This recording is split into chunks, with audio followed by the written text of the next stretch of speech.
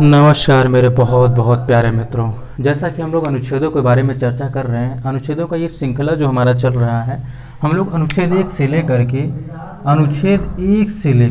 कहाँ से लेकर के अनुच्छेद 1 से लेकर के अनुच्छेद 113 तक, जिसमें कि आज हम लोग 114 यानी 114 के बारे में आज हम लोग चर्चा करेंगे। जिसमें क्या है, एप्रोप्रिएट बिल, जिसको बोलते हैं हिंदी में विनियोग विधेयक।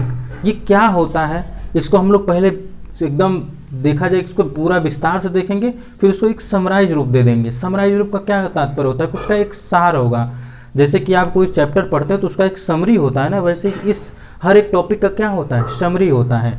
जब आप किसी टॉपिक को समझ लीजिए, उसको जब आप समराइज कर देंगे, कम शब्दों में लिख लेंगे, तो यही आपकी क्या हो जाएगी कि आप उस टॉपिक को अच्छे से समझ पाए हैं। तो आज हम लोग यही कार्य करेंगे कि विनियोग विधेयक क्या होता है, पहले इसको विस्तार से समझेंगे, फिर उसको समझेंगे कि कैसे इसको और सरल भाषा में और कम शब्दों में कैसे समझा जा सकता है।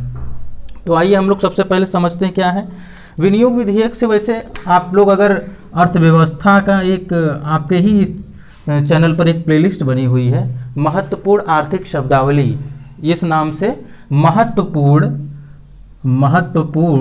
आर्थिक शब्दावली, आप इसमें जाएंगे तो आपको इस ऐसे ऐसे शब्द अवश्य मिल जाएंगे, जिसका आपको क्या मिल जाएगा, अलग से एनालिसिस मिल जाएगा। लेकिन हम लोग क्या पढ़ रहे हैं, यहाँ पे आर्टिकल पढ़ रहे हैं, अनुच्छेद पढ़ रहे हैं।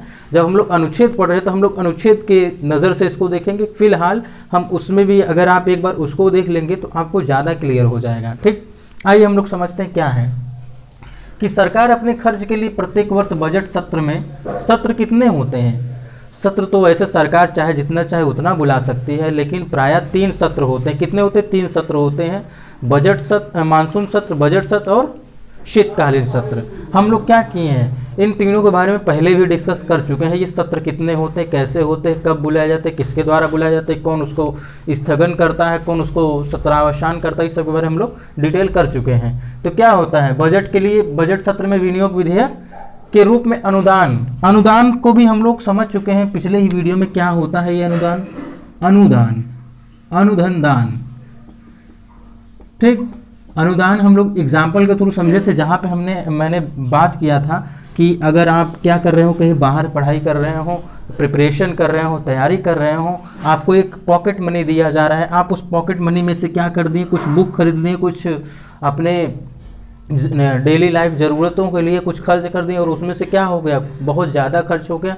जब कम हो जाता है तो आप उसके परिप्रेक्ष्य में देखते हैं कि अब महीना कैसे पूरा होगा, कैसे चलाया जाएगा। तो आप क्या करते हैं, अपने पेरेंट्स से बात करते हैं, तो वो हो जाता है अनुदान, जैसा कि हम लोग पिछले वीडियो में बात कर चुके हैं। ठीक, अनुदान की मांग लाती है सरकार अपने खर्च के लिए प्रत्येक वर्ष बजट सत्र में विनियोग विधेयक के रूप में अनुदान की मांग लाती है, जिस पर लोकसभा के 3 वाचन होते हैं। यानी कि जो मांग ले आ रही है, ये मान लीजिए अनुदान जो आ रहा है, ये लोकसभा में आएगी, तो लोकसभा में कितने वाचन होंगे, 3 वाचन होंगे, प्रथम वाचन, द्वितीय वाचन और तृतीय वाचन। हम लोग इसके बारे में भी डिस्कस कर चुके हैं। क्यों मैं इन शब्दों को ले रहा हूं, क्योंकि आपको ये समझ में आए कि अब ये यहाँ पे वाचन शब्द आ गया, तो आप वाचन को समझेंगे कैसे, किस वाचन में सबसे अधिक बहस होता है, कौन से वाचन में क्या होता है, कौन से वाचन में निर्णय लिया जाता है, इस सब के बारे में हम लोग डिस्कस कर चुके हैं। तो क्या होता है, लोकसभा के 3 वाचन होते हैं और बहस केवल उन्हीं बातों पर सीमित रहती है जिसे वे साधारण विधेयक से गुजरता है, जिस पर लोकसभा ने पहले से विचार नहीं किया है। यहाँ से तात्पर्य यह है कि अनुदान के रूप में कोई विनियोग विधेयक जो अनुदान के रूप में लेके आ गई लोकसभा में, कौन लाई, सरकार लाई।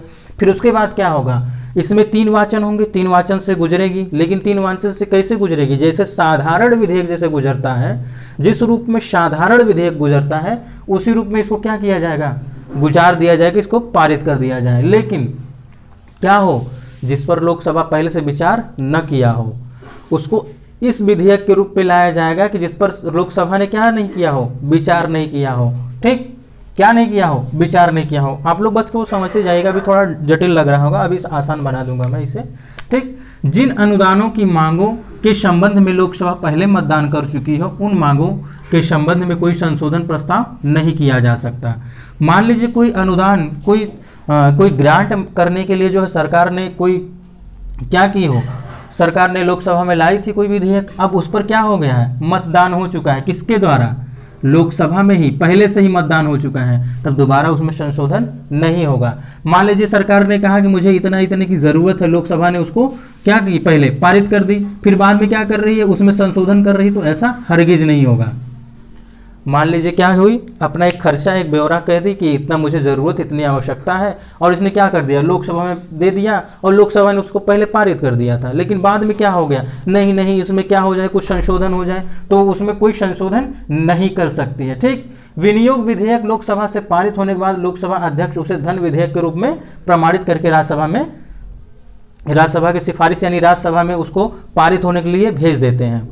विनियोग विधेयक जो होता है ये जब पारित हो जाता है, ठीक, जब ये लोकसभा में पारित हो गया तो लोकसभा के अध्यक्ष ही उसे धन विधेयक के रूप में क्या करेंगे, प्रमाणित करेंगे। जैसा कि हम लोग पहले भी बात कर चुके हैं, कोई भी विधेयक, धन विधेयक है, वित्त विधेयक है या फिर धन विधेयक है, तो उसका प्रमाणन कौन करेगा, उसको प्रमाणित कौन करता है, तो वो सिर्फ और सिर्फ लोकसभा के अध्यक्ष करते हैं। यहाँ पे यही बात हुआ कि जब लोकसभा में विनियोग विधेयक क्या हो जाए, पारित हो जाए, उसके बाद क्या करते हैं लोकसभा अध्यक्ष, उस पर मोहर लगा देते हैं, प्रमाणित कर देते हैं, लिख देते हैं, मनी बिल या फिर धन विधेयक लिख देते हैं, और उसको फिर राज्यसभा में राज्यसभा के पारित होने के लिए जो है सेंड कर देते हैं, प्रेषित कर देते हैं। यहाँ पे आप राज्य व्यवस्था में यानी संविधान में आप प्रेषित शब्द का इस्तेमाल समझेंगे, पाएंगे। प्रेषित शब्द से क्या तात्पर्य होता है, भेजना। क्या होता है, भेजना। ठीक, प्रमाणित करने का क्या तात्पर्य होगा, उस पर क्या कर दे, वो अपना मोहर लगा दे। ठीक, एक प्रकार से लोकसभा के क्या होते हैं, सर्वोच्च अधिकारी होते हैं, तो क्या करते हैं, उस पर मोहर लगा देते, तो इसी से ही प्रमाणित हो जाता है कि हाँ ये कौन सा विधेयक है, कौन सा नहीं है। अब क्या हो रहा है, अब तो लोकसभा की बात होगी, अब हम लोग आ जाते हैं राज्यसभा में।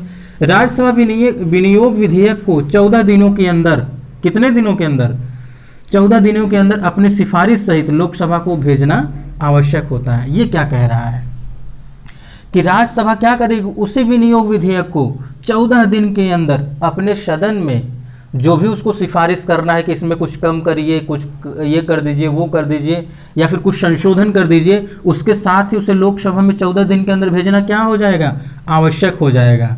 परंतु राज्यसभा के सिफारिशों को स्वीकार करना अथवा न स्वीकार करना लोकसभा की इच्छा पर निर्भर करता है। ये क्या बात हो गई, इसको थोड़ा एग्जाम्पल से समझिएगा।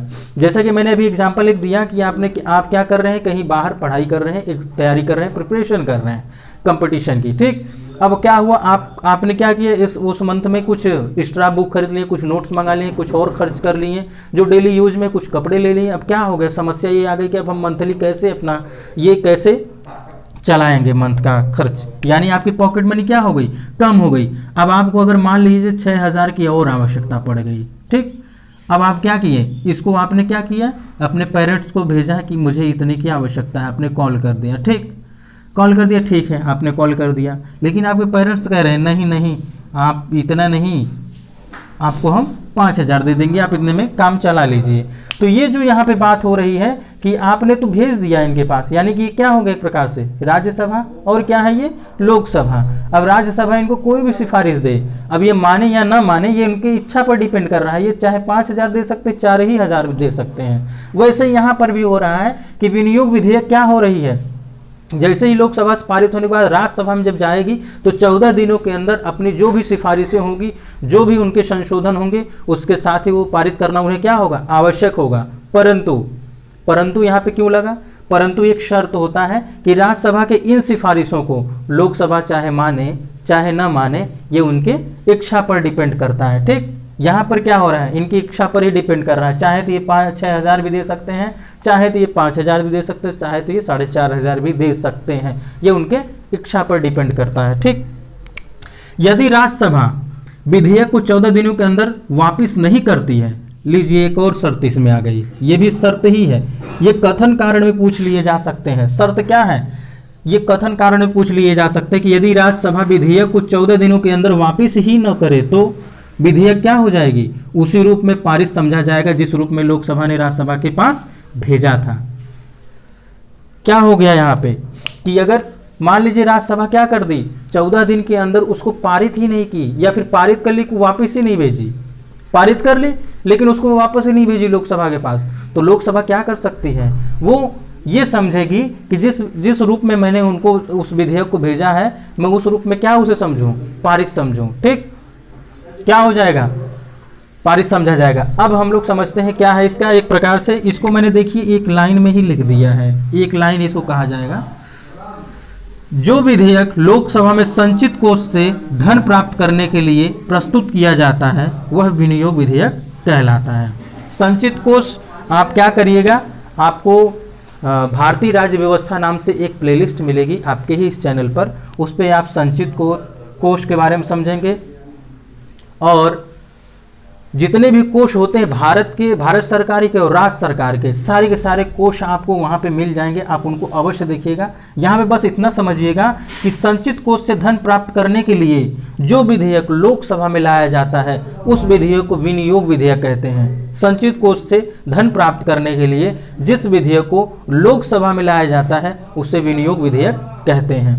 तो आई होप आप लोग समझ गए होंगे। ये था आज हमारा विनियोग विधेयक कितना बड़ा। एक बार फिर से मैं इसको समझा दूं कि सरकार अपने खर्च के लिए, अपने ज़रूरतों के लिए बजट सत्र में क्या करती है, विनियोग के रूप में अनुदान की मांग करती है, जिस पर लोकसभा के 3 वाचन से गुजरती है। सबसे ज़्यादा बहस जो होता है वो द्वितीय वाचन में होता है। प्रमाणित किस वाचन में होता है, तृतीय में होता है।